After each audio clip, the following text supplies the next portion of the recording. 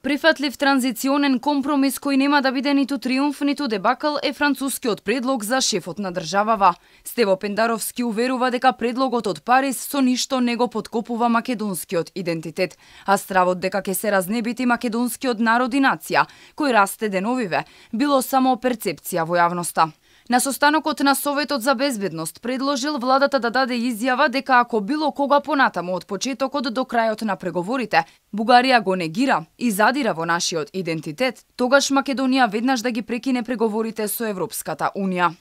Станува збор за транзиционен компромис за една од фазите на европските интеграции, во која три елементи се битни и затоа предлогот, според мене, во овој формат, во оваа фаза е прифатлив. Прво, со предлогот ја креваме бугарската блокада, која трае повеќе од 2 години, и предлогот дозволува формално отварање на преговорите после 17 години чекање.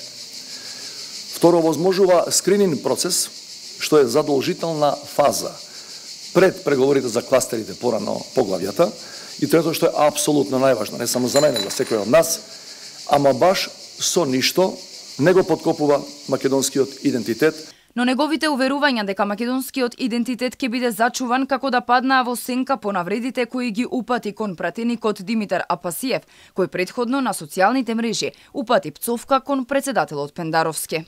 Таква работа, таков јавен став може да искаже човек кој или е ушмркан, или му фали нешто у главата. Јас стварно мислам дека тој психопат не е со сите што може вакви работи да постира на социјалните мрежи. Тој тип, знаеш, на Балканот, тие работи, особено ако имаш нешто меѓу нозе, ги кажеш во очи вака. Тој немаше храброст да ми го каже, да ми ја каже таа псовка во очи, него се криеше некој подрум и зад некоја тастатура и испраќаше пораки. Неговите пораки за сечење, бесење, колење, све ги испраќа преку Facebook. Друга страна, што да очекуваш од таква една гнидал човек?